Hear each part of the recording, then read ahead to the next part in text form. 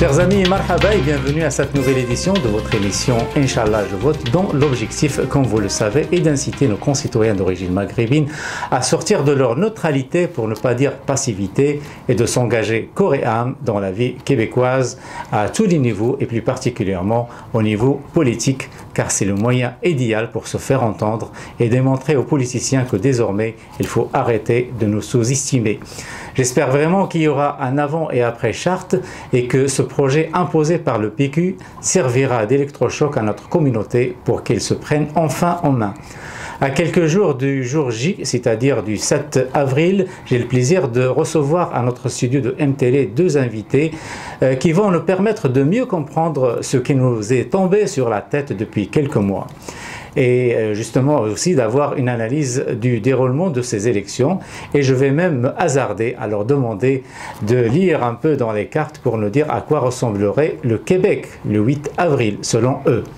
Mesdames et messieurs, mes invités sont tout d'abord Bouchra Manei, candidate pas aux élections, mais au doctorat en études urbaines et à l'Institut national de la recherche scientifique, urbanisation, culture et société.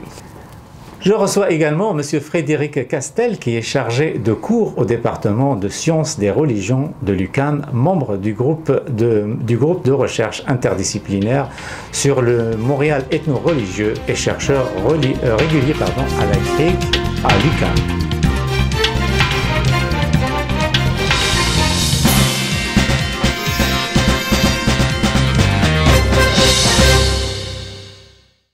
Monsieur Castel, Madame Bouchra, bienvenue à studio de NTL. Merci. Alors, avant d'entrer un peu dans le vif du sujet, j'aimerais que, parce que vous êtes en train de préparer une thèse sur les Maghrébins de Montréal, communauté et territoire, parlez-nous-en un peu plus. Oui, effectivement, je suis en train de rédiger en ce moment ma thèse de doctorat qui est en études urbaines. Alors, c'est certain que je travaille sur la présence de l'immigration dans le milieu urbain et mon étude de cas porte sur les Maghrébins eux-mêmes.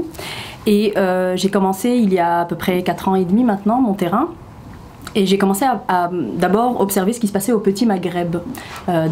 Pour ceux qui ne connaissent pas, c'est une installation commerciale, si on veut, aussi résidentielle, mais surtout commerciale. Entre Saint-Michel et Pinneuf. Exactement, au métro Saint-Michel, sur Jean Talon.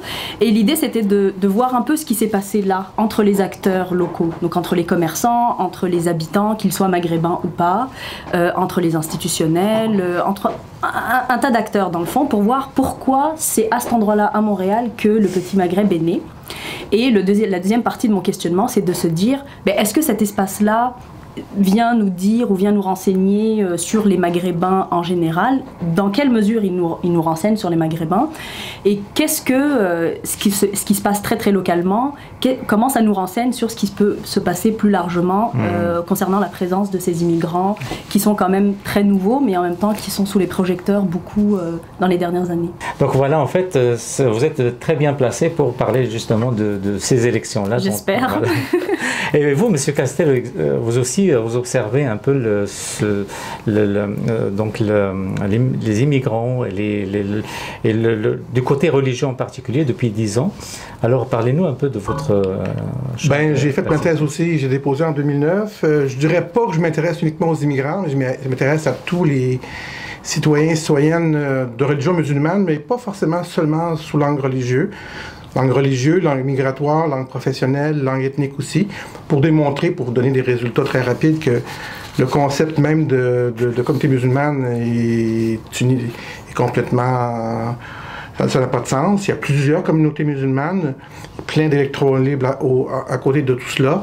Il y a une diversité ethnique rarement vue en Europe, une diversité confessionnelle aussi rarement vue. Et j'ai étudié aussi les lieux de culte, ce qui fait que j'ai fait beaucoup de terrain pour rencontrer les personnes dans les milieux religieux, j'ose dire, avec un sourire laïque.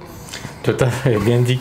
Et vous estimez à combien les musulmans québécois? 300 000 maintenant. 300 000. Ok, ça correspond aux Maghrébins en fait? Vraiment. Ah non, parce que les Maghrébins comptent peut-être 60-65% au maximum. Okay. Peut-être 200 000. Ok, Très bien. Alors on va tout de suite là ramener le débat, enfin la discussion à l'actualité que nous vivons en ce moment, à savoir la campagne électorale donc pour choisir le prochain gouvernement. Alors on va parler du Parti québécois qui était au pouvoir pendant 18 mois et puis avec un gouvernement minoritaire. Et là on retourne aux élections. Comment vous évaluez avec vous, Bouchra, comment vous évaluez donc cette expérience du Parti québécois et quels impacts aurait cette expérience sur la vie commune? Je pense que si on essaye de faire un bilan à une semaine des élections, il y aurait beaucoup évidemment à dire, même si beaucoup de choses ont déjà été dites. Moi je pense d'abord que au lendemain des élections, donc le 8 avril, on va tous se réveiller, je pense, avec une espèce de gueule de bois, parce qu'on aura eu 9 mois de débats houleux, qui a quand même été très violent. Et douloureux, c'est ça. Et très douloureux. Je pense qu'on va devoir regarder certaines blessures, qu'elles concernent d'ailleurs les musulmans, les maghrébins, les immigrants, ceux qui ont été altérisés, et tous les autres. C'est-à-dire que je pense qu'au lendemain des élections, c'est tout le Québec qui va devoir s'arrêter un instant, regarder la vague qu'on vient de traverser. Ça, ce serait d'abord la première chose que j'aurais à dire. Et autre chose aussi, j'essaye de regarder, en observant le terrain, j'essaye de voir quels ont pu être peut-être les effets bénéfiques de cette charte. Et moi, je trouve que ce soit pour le cas des Maghrébins ou pour le cas des musulmans, il y a eu toute une recomposition des organismes. Il y a eu une réorganisation justement autour de la citoyenneté, autour de l'engagement politique. Alors, je pense que c'est regrettable que ce soit la charte qui mette les Maghrébins sur le chemin de la citoyenneté. J'ai appelé un électrochoc en fait. Absolument. Ouais. Moi je pense que ça a été un électrochoc et puis ça a été un déni de citoyenneté qui fait que les gens, je trouve, n'ont pas le choix que de s'organiser et c'est ce qui se passe en ce moment. Et je trouve que les Maghrébins font preuve d'une certaine créativité puis en tout cas d'un certain engagement social et civique. Est-ce qu'on peut parler aussi de sagesse? Oui, je trouve que oui, parce que les termes du débat, comme je le disais, ont été quand même d'une violence assez extrême. Que ce soit une violence physique à certains égards. Ouais. On pense à Sherbrooke, par exemple, où il y a eu quand même atteinte à un commerce, à toutes les femmes voilées qui ont été soit comme à qui on a tiré le voile, soit sur qui on a craché, etc. Donc il y a eu quand même un discours violent, des actes violents et, comme je le dis encore, une exclusion sociale. Oui. Et face à cette exclusion sociale, je trouve que, et ils sont très très peu nombreux en fait aussi, il faut comme revenir à ça, les Maghrébins et les musulmans en général sont très peu nombreux, mais ont effectivement fait preuve d'une maturité civique, je pense.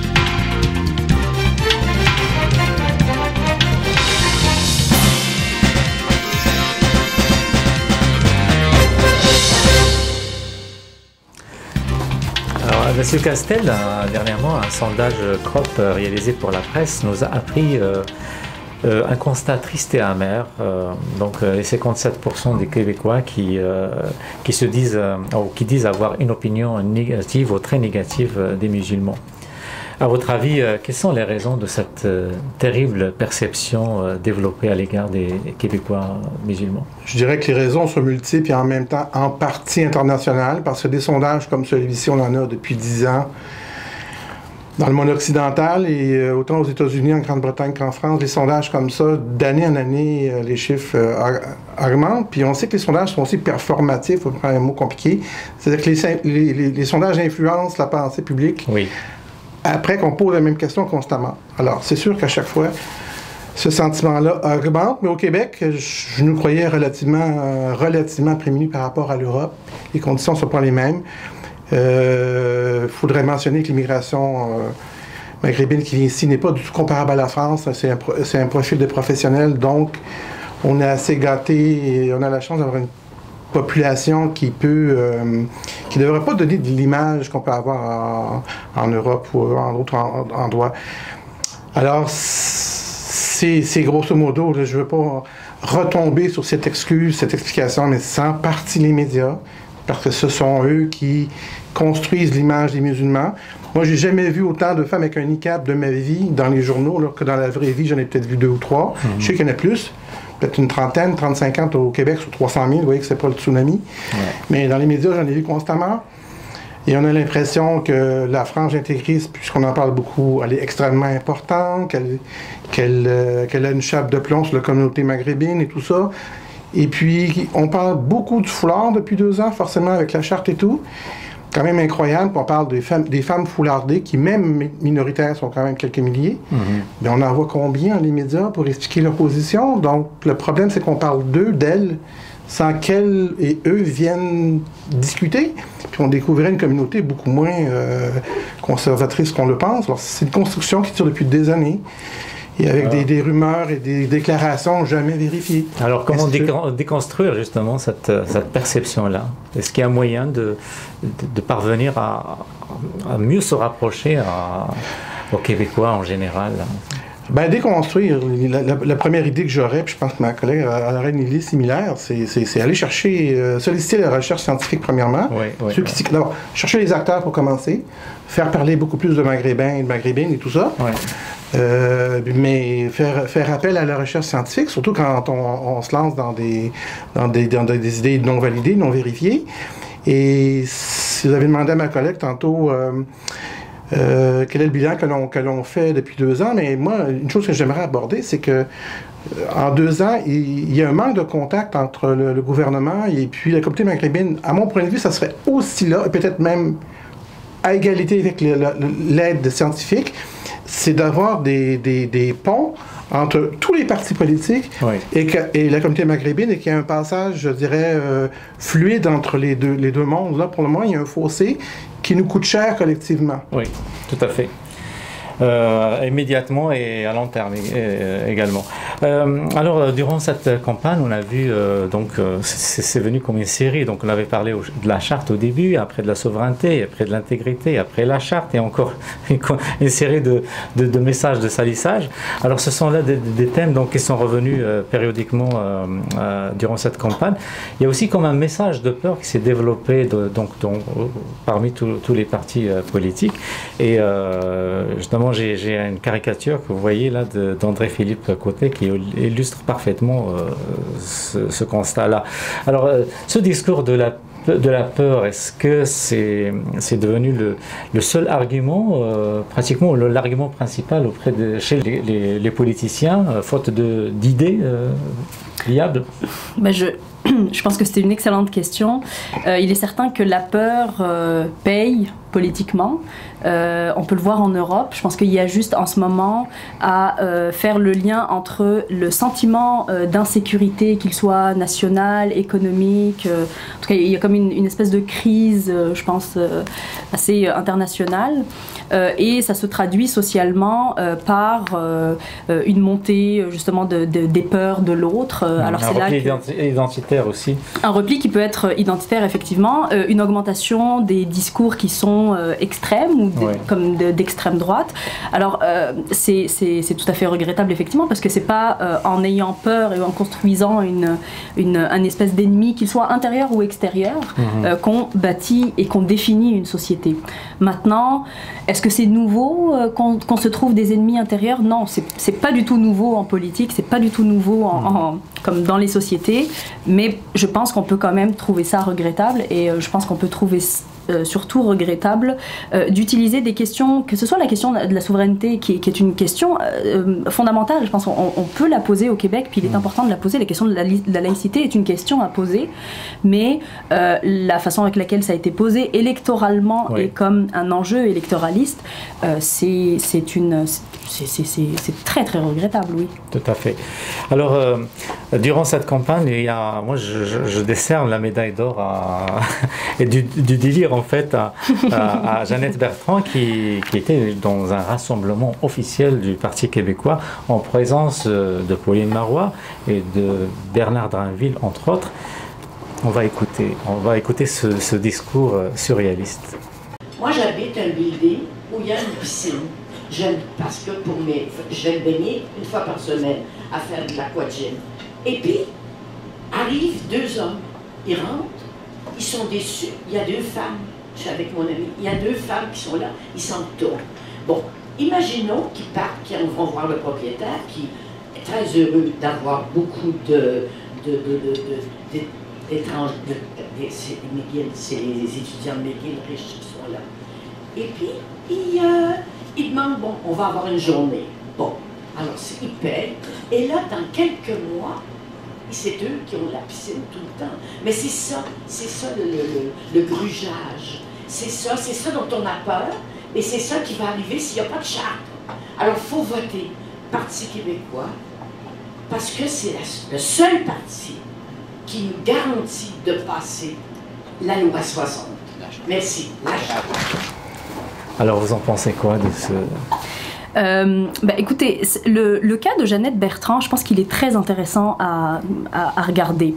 Il y a beaucoup de choses qui se jouent autour de ce personnage, de cette icône.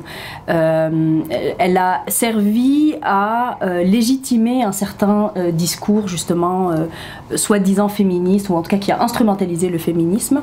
Elle a servi à rassembler, parce que c'était quand même un personnage qui rassemblait au Québec. Beaucoup de jeunes femmes de mon âge, par exemple, la prenaient vraiment pour modèle. Et je pense que ce qui s'est passé, et les derniers jours ont montré comment certaines personnalités ont voulu se distancier de son discours, qui est légitime à son âge. Je veux dire, à 90 ans, on peut avoir peur, c'est tout à fait légitime. Ce qui n'est pas légitime, c'est la façon avec laquelle un parti politique peut utiliser un personnage pareil. Ce qui n'est pas légitime, c'est la façon avec laquelle un parti politique comme promeut le discours sur la peur. Et c'est ce qui s'est passé tout au long de ces 8 derniers mois. Et donc, Madame Bertrand, dans le fond, c'est juste une cristallisation de ce rapport-là qui a eu lieu, qui a pris scène devant nous, en fait. Puis on va avoir un autre extrait de Fatima Odapepa qui réagissait donc à ce changement juridique, je dirais, donc en Grande-Bretagne concernant le testament religieux lié à l'islam. Donc on voit l'extrait. C'est un peu le même combat que j'ai mené ici à l'Assemblée nationale contre l'implantation des tribunaux islamiques et de la charia au Québec et au Canada. Il faut savoir que la principale revendication des groupes islamistes radicaux dans les pays démocratiques, c'est l'implantation de la charia. C'est ça qui va leur permettre de faire une percée dans notre système juridique, dans notre système politique et dans notre système institutionnel. Donc, un autre commentaire de votre part? En tout cas, il est important de toujours savoir ce qu'on dit et dans quel contexte ça se vit. Le Québec n'est évidemment pas ni la France, ni l'Angleterre, ni l'Ontario. On a des façons de procéder qui sont très très différentes. Ce qui est regrettable, je pense, dans cette façon d'importer encore une fois la question des tribunaux islamiques, c'est le momentum où ça se fait. On est quand même en campagne et ça participe de cette circulation des discours qui se passe avec l'Europe à des moments où honnêtement on n'apporte pas de nuances, on n'apporte pas d'explications, on apporte juste une soi-disant application possible au Québec.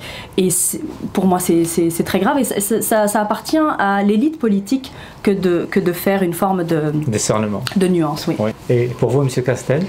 En regard de déclarations, disons, problématiques, que ce soit de Mme Bertrand ou même de Mme Benhabib, de Mme Oudapépin, peu importe, ce que ça met en lumière aussi, c'est que les partis politiques, que ce soit le PQ ou le Parti libéral, manquent de conseillers qui s'y connaissent.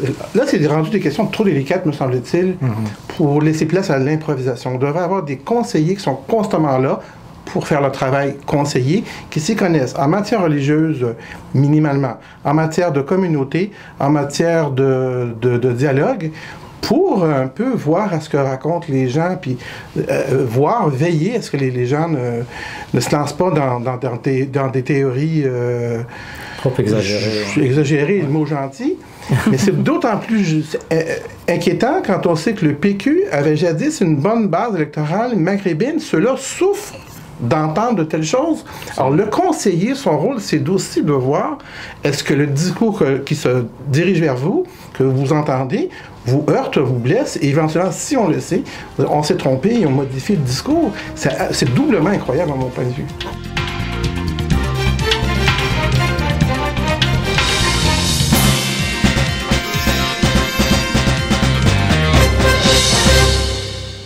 Pour revenir à la campagne électorale, on a vu donc la charte aurait peut-être eu cet avantage-là de réveiller la conscience des Québécois d'origine maghrébine. Alors, est-ce qu'on peut parler d'un pouvoir, je dirais, en tant qu'électeur, que ces Québécois d'origine maghrébine peuvent réellement exercer? Quel est le poids réel de cette communauté en tant qu'électeur? Moi, je pense qu'effectivement, le fait de vivre sa citoyenneté à travers le vote est quelque chose de très très important. Mais selon moi, ça n'est pas la seule façon de s'inscrire dans une société. Je pense que les Maghrébins, depuis à peu près une vingtaine d'années, s'inscrivent, que ce soit dans le milieu urbain ou même ailleurs au Québec, s'inscrivent dans des modes de vie qui appartiennent à la société dans laquelle ils sont. Alors, il est certain que le fait qu'ils s'organisent maintenant politiquement en allant, que ce soit dans le Parti québécois, dans le Parti libéral, et il est vrai que les Maghrébins auraient pu être considérés comme des alliés, par exemple, de la question francophone, des alliés même de la question de la souveraineté. De la souveraineté et de la laïcité, absolument, tout à fait, oui. Absolument. Donc je pense que si on regardait ce groupe en termes de ce qu'il aurait pu apporter au Québec, étant donné ses caractéristiques, je pense qu'il aurait pu être, non pas instrumentalisé, je ne veux pas que les gens soient instrumentalisés, mais regardé comme un allié.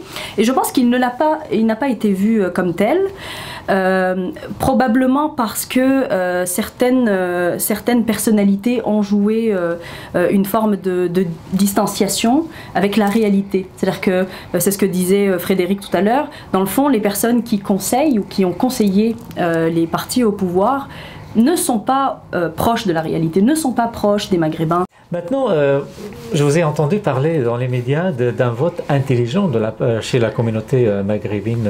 Est-ce que vous pouvez nous expliquer? Oui, vote intelligent, vote utile, c'est qu'on aurait pu croire que les Maghrébins vont se mobiliser, c'est un fait qu'on sent, que l'on voit, mais qu'ils auraient voté pour le même parti parce que pour bloquer le PQ et tout ça. Et non, on voit plutôt une façon de mobiliser le vote de façon stratégique, tiens, ce serait peut-être le bon mot. Alors, dans le nord de la ville de Montréal, on va plutôt voter libéral pour bloquer le PQ. Dans le sud, plutôt voter QS. Et en banlieue, même voter pour la CAQ dans les circonscriptions où la CAQ est forte.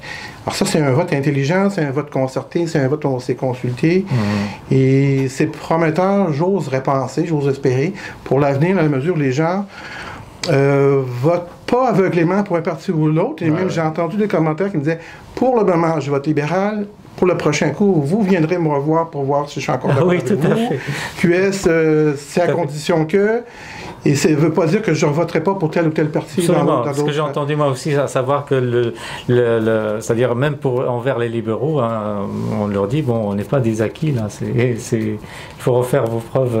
Et c'est en ce sens-là que le vote maghrébin est assez moderne. C'est-à-dire qu'on est devant une plateforme et on juge selon la plateforme. Je pense que ça serait intéressant pour vous, en tant qu'observateur, de voir un peu comment ça va se dérouler tout ça et le résultat le 8. Est-ce que, Bouchra, vous avez une idée? Vous avez parlé de gueule de bois, mais vous n'avez pas... Est-ce que vous avez une idée un peu sur le sort du scrutin, finalement? Mais il est certain que je regarde évidemment les choses comme je regarde la chose politique, mais j'essaye surtout de voir quelles vont être les conséquences sociales de cet impact politique. Comment dire, prévisible. Hein. Oui, en fait... Sans un signal fort de la part des gens qui sont au pouvoir, quel que soit le parti, et de la part aussi d'une conscience de la part des médias, moi je pense, ça va continuer encore. Hein, donc, exactement. Moi, je pense très honnêtement, et je ne veux pas paraître pessimiste, je pense qu'il faut faire preuve de réalisme et de lucidité. Comme je le disais, ce qu'on a vécu, ça a existé. Ça a été réel, et la violence a été réelle, et les blessures, on se souvient. Oui, on se souvient des blessures, on se souvient des frustrations, et on ne construit pas une société et une cohésion sur des blessures. Ou en tout cas, il faut savoir les reconnaître. Et encore moins un pays. Exactement. Voilà. Mais donc je pense que tout le travail au lendemain des élections, ça va être de reconnaître ce qui s'est passé, de reconnaître la responsabilité de ce qui s'est passé, et d'envisager, disons, autrement et dans d'autres termes le vivre ensemble, même si je trouve que c'est une façon un peu, en tout cas, oui, le vivre ensemble, mais surtout la cohésion sociale. Nous sommes une société, nous ne sommes pas un petit village.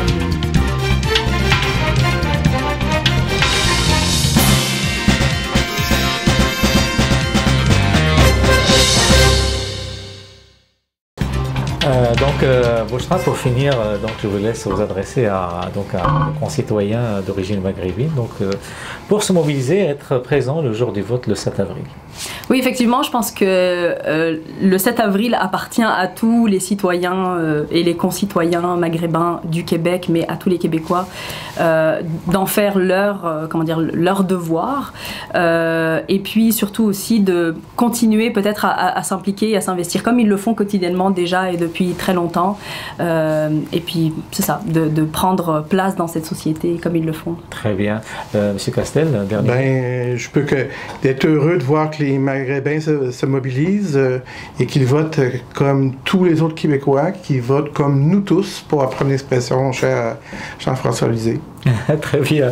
Alors, monsieur Frédéric Castel, merci infiniment. Bouchra Manaï, merci infiniment aussi de vous être déplacé chez nous à studio de NTL ici à Montréal. Et quant à moi, je vous dis à bientôt pour une émission de l'après-scrutin. Donc, on va essayer d'évaluer un peu ce qui s'est passé.